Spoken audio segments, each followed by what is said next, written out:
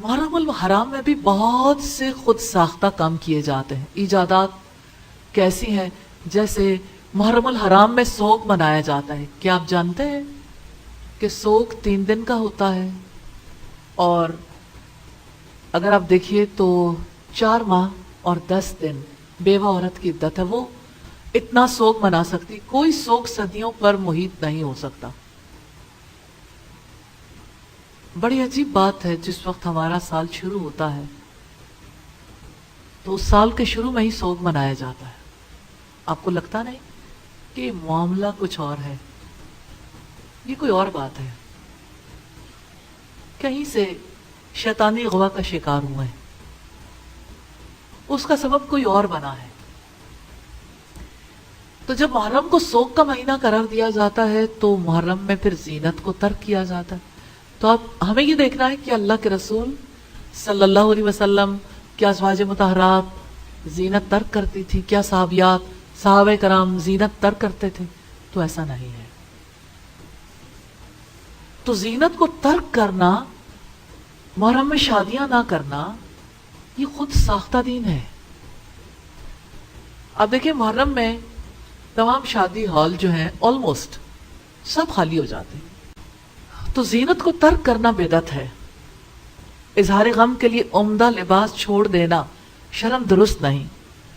ننگے سر، ننگے پاؤں اور ننگے بدن رہنا جاہلیت کی رسم ہے. نبی صلی اللہ علیہ وسلم کا فرمان سن کر لوگوں نے چادریں لی، اس کے بعد کبھی کوئی ایسی رسم نہیں کی.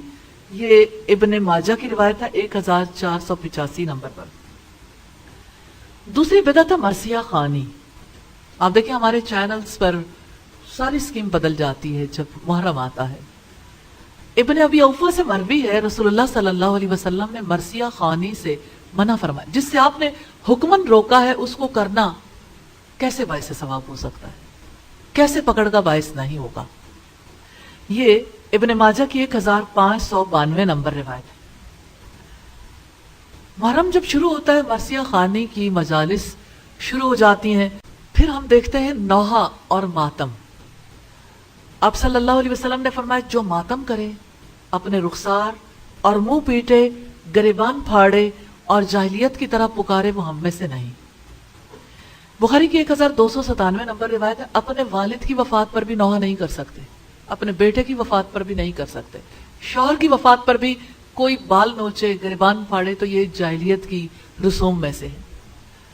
چوتھی بدعت تعزیہ ہے. محرم الحرام میں شہادت حسین کا اندوہناک واقعہ پیش آیا. یہ سب جانتے ہیں. آپ جانتے ہیں کہ کسی کی وفات پر 3 دن تعزیت کرنا جائز ہے.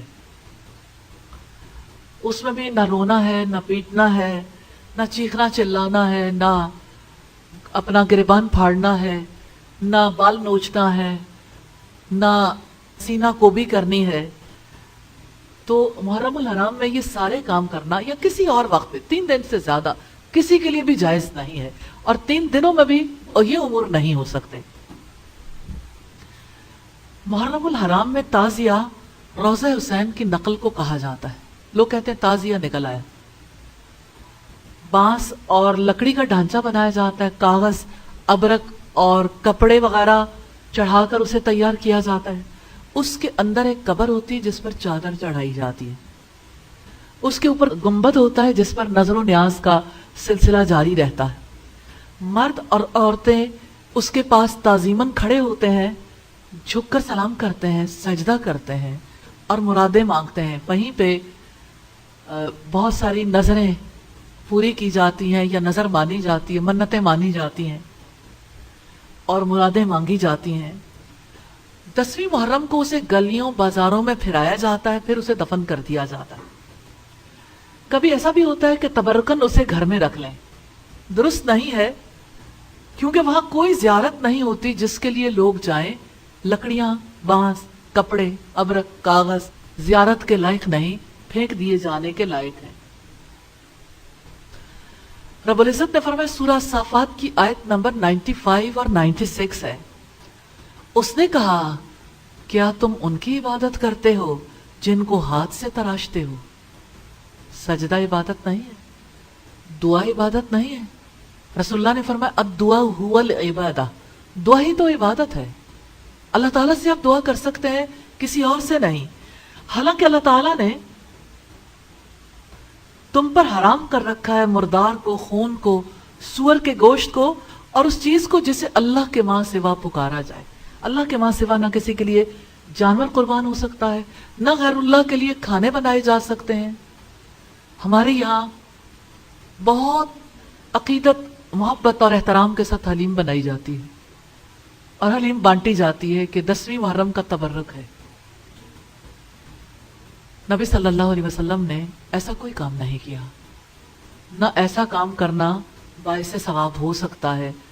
جن کاموں سے اللہ تعالیٰ نے روکا یا اللہ کے رسول صلی اللہ علیہ وسلم نے روکا. اللہ تعالیٰ نے ہمیں اپنے لیے پیدا کیا ہے تاکہ ہمارے دل محبت اور تعظیم کے ساتھ اس سے جڑ جائیں. اللہ تعالیٰ ہم سب کو اپنی عبادت کی توفیق دے اور ہمارے دلوں کو اپنے سے جوڑ لے. 5ویں بڑی بدعت ہے سیدنا حسین علیہ السلام کے نام سے سبیلیں لگانا. محرم کی سبیلیں کون نہیں جانتا، لگائی جاتی ہیں. محرم کی سبیلوں سے لوگ جب کچھ پیتے ہیں تو پلانے والے سمجھتے ہیں کہ اس کا ہمیں اجر ملے گا. کربلا کے میدان میں 3 دن تک بھوک پیاس برداشت کر کے شہادت کا رتبہ پانے والوں کی یاد میں ٹھنڈے مشروبات پیے اور پلائے جاتے ہیں، اور منوں کے حساب سے کھانے تقسیم کیے جاتے ہیں، اور شربت پلانے والے، کھانے کھلانے والے اپنے رب کی یاد سے غافل ہو جاتے ہیں. ان اوقات کو دیکھیے جن اوقات میں لوگ بڑی محبت اور احترام کے ساتھ ان سارے امور میں مصروف ہوتے ہیں، کس کو نماز کا ہوش رہتا ہے؟ کیا قدر مشترک ہے بھوک پیاس اور سبیلوں اور کھانوں میں. بھوک پیاس برداشت کی گئی، یقیناً یہ بڑا اندوہناک واقعہ تھا. ہم سب سیدنا حسین رضی اللہ تعالیٰ عنہ سے محبت رکھتے ہیں. نواسہ رسول کے ساتھ جو کچھ ہوا، یقیناً ان سارے واقعات سے دل کٹتا ہے. یہ ہماری تاریخ کا ایک سیاہ واقعہ ہے، لیکن اس واقعے سے بھی دین نہیں بدلے گا. محرم الحرام کا مہینہ ہے، سیدنا عمر اسی مہینے میں شہید ہوئے. اس مہینے میں شہادت پانے والوں کی ایک طویل فہرست ہے. اگر جانے والوں کے اعزاز میں اسی طرح مہینے اور دن مقرر کیے جائیں تو سال کا کوئی دن خالی نہیں ہوگا. تو خوشی کس دن آئے گی؟ سال کے شروع میں ہی ایسی تقاریب منعقد کر کے پوری دنیا پر ہم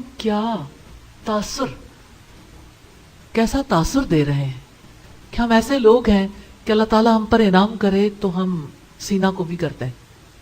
اللہ تعالیٰ ہم پر انعام کرے تو ہم سوگ مناتے ہیں. ری پروگرام کرنے کی ضرورت ہے اپنے برینز کو.